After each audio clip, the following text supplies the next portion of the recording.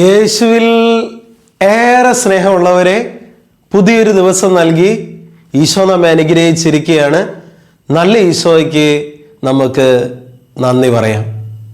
പ്രിയപ്പെട്ടവരെ, നാം നോമ്പ് കാലഘട്ടത്തിലൂടെ കടന്നു പോവുകയാണ്. ഉപവാസത്തിലൂടെയും പ്രാർത്ഥനയിലൂടെയും പ്രായശ്ചിത്ത പ്രവൃത്തികളിലൂടെയൊക്കെ നമ്മൾ നടന്നു പോയിക്കൊണ്ടിരിക്കുകയാണ്. പ്രിയപ്പെട്ടവരെ, ഈ ദിവസങ്ങളിലൊക്കെ കുരിശിൻ്റെ വഴി പ്രാർത്ഥന നാം ചൊല്ലി പ്രാർത്ഥിക്കുന്നത് നല്ലതാണ്. പൊതുവെ നമ്മൾ വെള്ളിയാഴ്ചകളിലാണ് കുരിശിൻ്റെ വഴി പ്രാർത്ഥന ചൊല്ലി പള്ളികളിലും വീടുകളിലൊക്കെ പ്രത്യേകം പ്രാർത്ഥിക്കാറ്. പ്രിയപ്പെട്ടവരെ, സാധിക്കുമെങ്കിൽ എല്ലാ ദിവസവും കുരിശിൻ്റെ വഴി പ്രാർത്ഥന ഈ നോമ്പ് കാലഘട്ടത്തിൽ ചൊല്ലി പ്രാർത്ഥിക്കുന്നത് നല്ലതാണ്. നമുക്കറിയാം, ഈ ലോകത്തെ രക്ഷിക്കാനായിട്ട് ഈശോ തിരഞ്ഞെടുത്ത മാർഗമാണ് കുരിശിൻ്റെ വഴി. കുരിശിൻ്റെ വഴി പ്രാർത്ഥനയിലൂടെ പ്രിയപ്പെട്ടവരെ നമ്മൾ പ്രാർത്ഥിക്കുമ്പോൾ തീർച്ചയായിട്ടും ഈശോ നടന്നു നീങ്ങിയ കുരിശിൻ്റെ വഴി ധ്യാനിക്കുമ്പോൾ നമ്മുടെ സഹനങ്ങൾ, നമ്മുടെ വേദനകൾ, നമ്മുടെ കുരിശുകൾ അതൊക്കെ എത്രയോ നിസാരമാണെന്ന് നമുക്ക് മനസ്സിലാക്കാനായിട്ട് സാധിക്കും. ദൈവത്തിന് ഒരു വാക്കുകൊണ്ട് ഈ ലോകത്തെ രക്ഷിക്കാൻ പറ്റുമായിരുന്നു. പക്ഷെ നമുക്കറിയാം, ദൈവം ഈ ലോകത്തിൽ വന്ന് ഈശോ കുരിശെടുത്തുകൊണ്ടാണ് ഈ ലോകത്തെ രക്ഷിച്ചത്.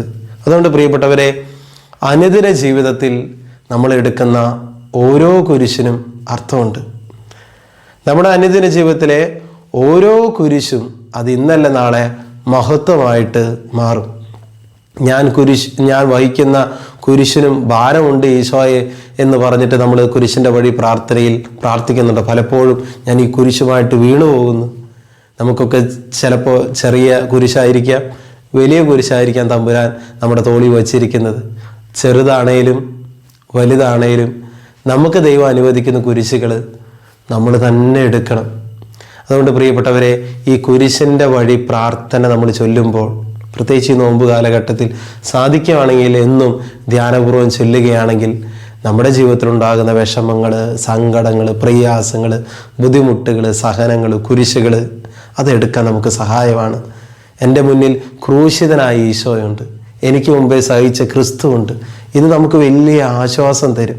നമ്മുടെ സഹനങ്ങളിലൊക്കെ ഈശോ കൂടെയുണ്ടെന്നും ഈശോ ഇതിനും കൂടുതലായിട്ട് സഹിച്ചിട്ടുണ്ടെന്നുള്ള ബോധ്യം ഈശോയെ സ്നേഹിക്കാനും ആ കുരിശെടുത്ത് മുന്നോട്ട് നീങ്ങാൻ നമുക്ക് ശക്തി ലഭിക്കും. കൃപയ്ക്ക് വേണ്ടി പ്രാർത്ഥിക്കാം. സാധിക്കുന്നവരൊക്കെ പറ്റാവുന്ന ദിവസങ്ങളിലൊക്കെ കുരിശിൻ്റെ വഴി പ്രാർത്ഥന ചൊല്ലണം, ധ്യാനിക്കണം, പ്രാർത്ഥിക്കണം. ഈശോ നിങ്ങളെ സമൃദ്ധമായിട്ട് അനുഗ്രഹിക്കട്ടെ. നമുക്ക് പ്രാർത്ഥിക്കാം. നല്ല ഈശോയെ, ഈ സന്ദേശം കേട്ടുകൊണ്ടിരിക്കുന്ന ഓരോ മക്കളെയും ആശീർവദിച്ച് അനുഗ്രഹിക്കണമേ എന്ന് പ്രാർത്ഥിക്കുന്നു. കുരിശിൻ്റെ വഴി പ്രാർത്ഥന ഈ ദിവസങ്ങളിൽ ചൊല്ലാനുള്ള കൃപ നൽകി ഞങ്ങളെ അനുഗ്രഹിക്കണമേ. ഈശോയുടെ കുരിശിനെ ധ്യാനിക്കുവാൻ, ഈശോയുടെ സഹനങ്ങളെ ധ്യാനിക്കുവാൻ, ഈശോയുടെ പീഡാസഹനങ്ങളെ ധ്യാനിക്കുവാൻ ഞങ്ങൾക്ക് കൃപ നൽകണമേ. ഈ സന്ദേശം കേട്ടുകൊണ്ടിരിക്കുന്ന ഓരോ മകനും മകൾക്കും അതിനുള്ള കൃപ ലഭിക്കട്ടെ. യേശു നാമത്തിൽ അതിനായി ആശീർവദിക്കുന്നു. ഇപ്പോഴും എപ്പോഴും എന്നേക്കും ആമേൻ.